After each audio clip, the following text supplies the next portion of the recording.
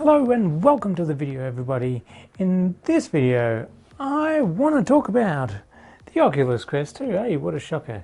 A lot of my videos have later been on this, but I'm actually coming up close to my end videos that I'm not going to do too many more on the Oculus Quest 2. But coming up to Christmas, all the kids are probably saying, "Oh, Mum, Dad, can you get me an Oculus Quest 2? I really want VR for Christmas." But should you? Should you buy an Oculus Quest 2 for your kids for Christmas? Now, as a bit of an older kid myself, I say yes, you should. I'm a lover of VR. The moment I got it quite a few years ago now, I was addicted. And since my first VR headset, I've now had quite a few VR headsets, and it is a bit of a different experience to jump into VR. Now, should you buy the Oculus Quest 2 for your kids? Well, do they have a VR headset? Have they used VR before? If they haven't, then yeah, maybe the Oculus Quest 2 could be the best headset to try them on. Because at the end of the day, you can buy this new for just $299 US for the 64GB version.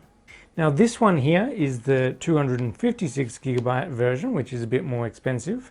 I decided to get this to be able to put more videos and games and stuff onto. You can get away with the 64GB version currently. So if you're not wanting to spend too much on your kits, and I mean, why would you want to? I don't have kids, you can tell, right? Just buy it for yourself. Watch some Netflix through the headset in your own theatre. It's amazing. You can have your cinema in bed with you. Now this one here that I have in front of me, this has the Elite head strap on it, which is an extra little bit. I think it's about $50 US. It does make it more comfortable. It helps you sit in the sweet spot a little bit in the lenses, so it's a little bit more clearer in my opinion.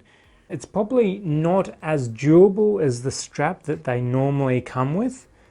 There's a few reports out there of these breaking, so be a little bit careful of the Elite strap. Don't throw it around too much, but it is still worth it in my opinion. I've liked this much better with the Elite strap compared to the strap it normally comes with. It's more comfortable. The strap that it normally comes with, I find, seems to sink down in your head a little bit. But in saying that, if you're planning on carting this around a little bit from house to house and putting it in a case, the Elite head strap normally won't sit in a case well. Normally you would just use the strap that it comes with. It's a little bit more portable. I find less fatigue with the Elite strap, however. I definitely can't use the original strap for more than an hour. I do start to get headaches and things like that. But this one, I haven't seemed to have that, the official Elite strap here. One of the other things you can do with the Oculus Quest 2 is it does have Wi-Fi 6 on board. So if you don't want to use or don't want to buy an Oculus Link cable for the headset, you can manage to hook up this to your router and your powerful gaming PC potentially. That way you're not tethered by the Oculus Link cable, and you can play wirelessly. You just set the games up and go onto your virtual desktop in here, and then VR games, and just load up some VR games and play them wirelessly. It does have a little bit of latency, but you do have to have quite a good modem for this as well, and potentially at least a 5 GHz Wi-Fi modem. A Wi-Fi 6 is best for the least amount of latency and best quality picture, but you can get away with a normal 5 GHz. The Oculus Quest 2 does have little headphones here, so you don't necessarily need to buy your own headphones, and it does have a microphone as well. So again, you don't need to buy a microphone for chatting in VR chat and other things. However, if you do feel like you need better quality headphones than what comes standard, it does have a little aux port. You can whack in some little wired headphones, little earbuds or something. I personally generally whack on my HyperX Stingers and just wear this over the headset, but to your own preference.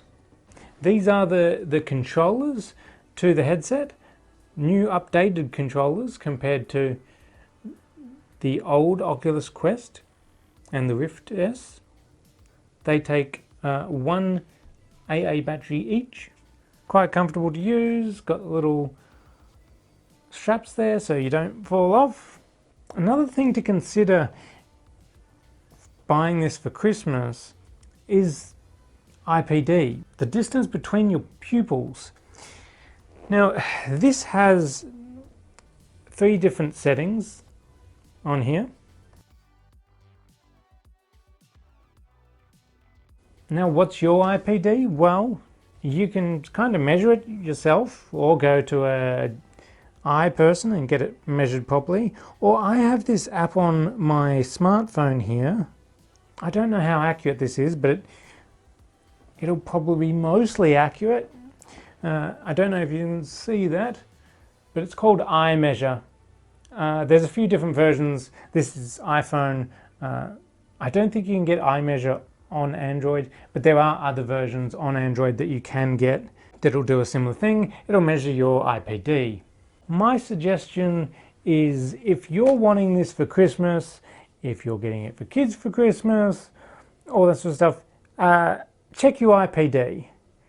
If you're very far out of that range, I would probably say maybe stay away from this.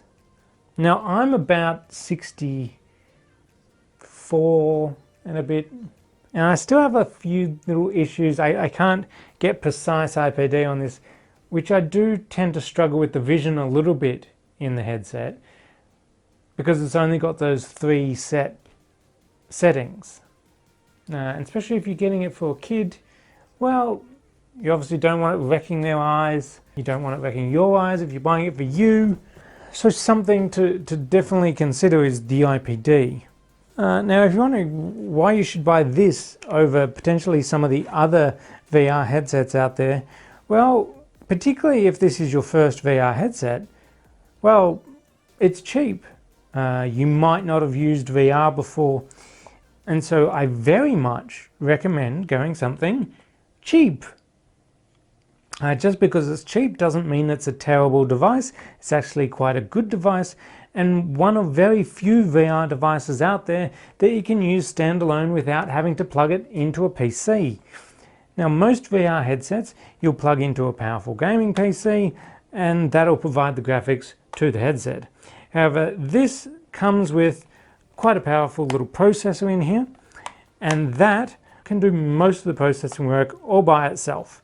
You can download the Oculus app on your phone and then download games from your phone to the headset. You don't need a computer at all.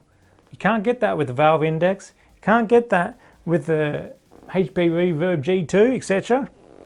This isn't bad for the price. Yes, maybe the graphics aren't quite as good as what you would get on a PC. This is not as powerful as a PC, but you'll still get the gist of the game. Still reasonable, and you're better off playing the game than not playing the game. And this will get you to play the game. If you do, however, have a powerful gaming PC, you can buy the Oculus Link cable and plug it in via the USB-C here, connect it to your PC, and all of a sudden you can get Steam VR games and Rift games and all that on your mobile processor kind of VR headset. So that's really cool.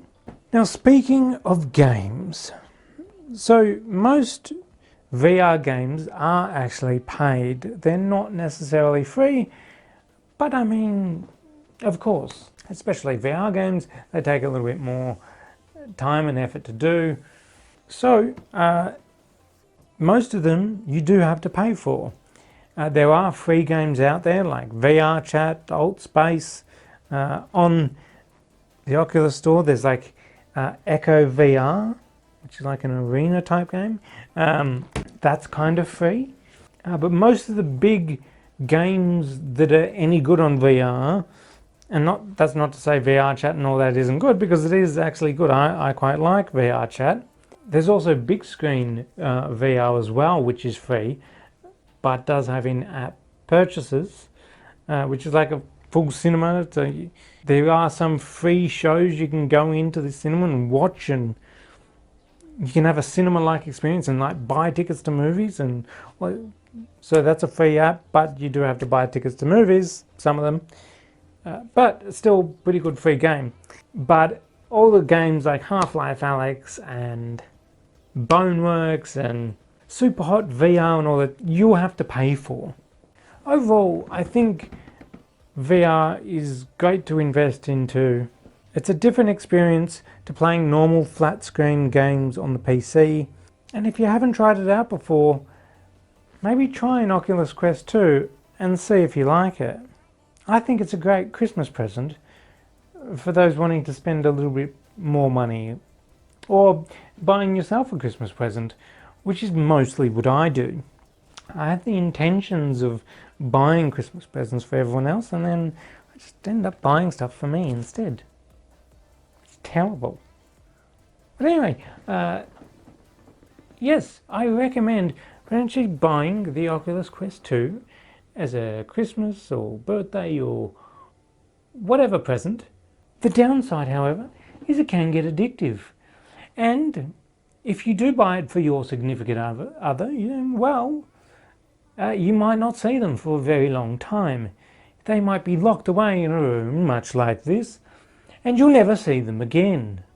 However, if you do feel the need to see them once again, then you too can buy an Oculus Quest 2 and join them in virtual reality and have fun frolicking around in VR Chat, holding hands, doing other stuff, and just wasting time.